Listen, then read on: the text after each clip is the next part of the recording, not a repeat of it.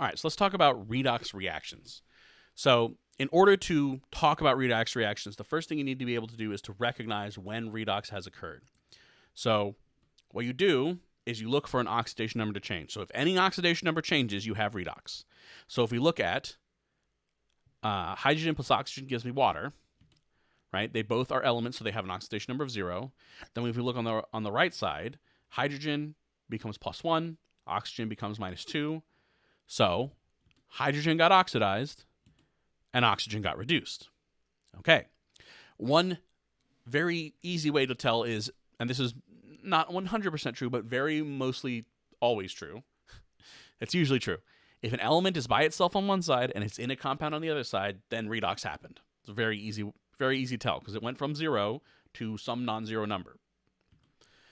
You can also write redox as half reactions. We looked at this a little bit earlier, but so I can write this out as 2H2 gives me 4H plus 4E minus, and then O2 plus 4E minus gives me 2O2 minus, and the number of electrons have to be the same for the half reactions. So I got 4 reactions out of the 4 electrons out of the hydrogen, and I added 4 electrons to the oxygen. So you have to always have the same number of electrons moving. And finally, this is where it gets a little confusing. The element that got reduced is in the oxidizing agent. So oxygen is my oxidizing agent because it got reduced. O2 is my oxidizing agent. And the element that got oxidized is the reducing agent. Okay? Now, it's not just specifically the element, it refers to the compound. So if we had something like if it was in a different compound, then so like if I had something like sodium hydride, and it gave me hydrogen gas, right? I would call this whole thing the so in this case hydrogen's getting oxidized. I would call this whole thing the reducing agent, not just hydrogen. All right, so let's look at a couple of types of redox reactions. Reactions that are typically redox reactions. You have a single displacement or substitution, which follows the form A plus BC gives me AC plus B. So I'm just sliding this guy over, just going whoop, right? So it's metathesis, but with only one thing moving. So for instance, zinc plus copper sulfate gives me zinc sulfate plus copper. My sulfate just kind of slid over.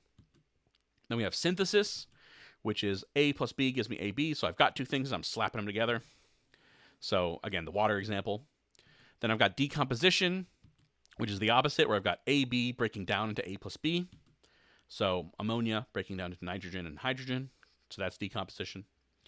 And then finally, I have combustion. This is a somewhat specialized term, but basically it means burning something in oxygen, and it's usually 90% of the time we're talking about hydrocarbons, which may or may not contain oxygen. Okay, so like methane is a hydrocarbon, but glucose is also a hydrocarbon. So the oxygen is not necessary. So you'll see I put the oxygen in parentheses because it's not necessarily there.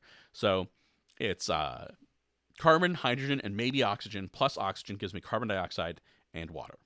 Obviously, this is not balanced because these numbers could be anything. But here's a balanced equation. Methane plus 2 oxygens gives me carbon dioxide and 2 waters. So those are different types of redox reactions that you should know. You should be able to identify that this is the type of reaction that's happening, and these are redox. Metathesis reactions are usually not redox. So, for instance, if we think about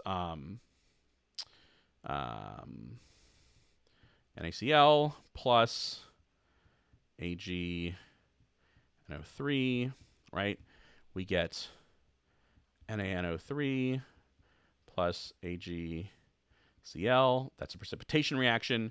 So here, sodium's +1, chlorine's -1, silver's +1, oxygen's -2, total's -6. So the N is +4. And then here, sodium's +1, oxygen's -2, N is +4, silver's +1, and chlorine's -1. So none of the oxidation number changed, so this would be a non-redox reaction. But all of these would be redox reactions. And so again, the way to tell if you're not sure is to check the numbers. So let's do a few examples. Okay. So classify the following reactions, indicate whether redox or non-redox. If they are redox, indicate the oxidizing and reducing agents. So I got zinc chloride. Zinc plus copper chloride give me zinc chloride plus copper. Here, my zinc is going from 0 to +2. My copper is going from +2 to 0. So this is redox, and since I'm sliding one thing over, this is a substitution reaction. My zinc went from 0 to +2, so it got more positive, so that got oxidized, and is the reducing agent. Okay.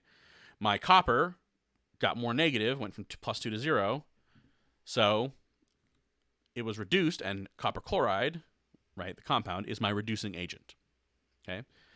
Here's my metathesis reaction, right? Sodium's +1, oxygen's -2, hydrogen's +1, right? And if I look, none of them changed. So sodium's +1 here, it's +1 here. Hydrogen's +1 here, it's +1 here. So nothing changed. So that's a metathesis reaction, and it's non-redox.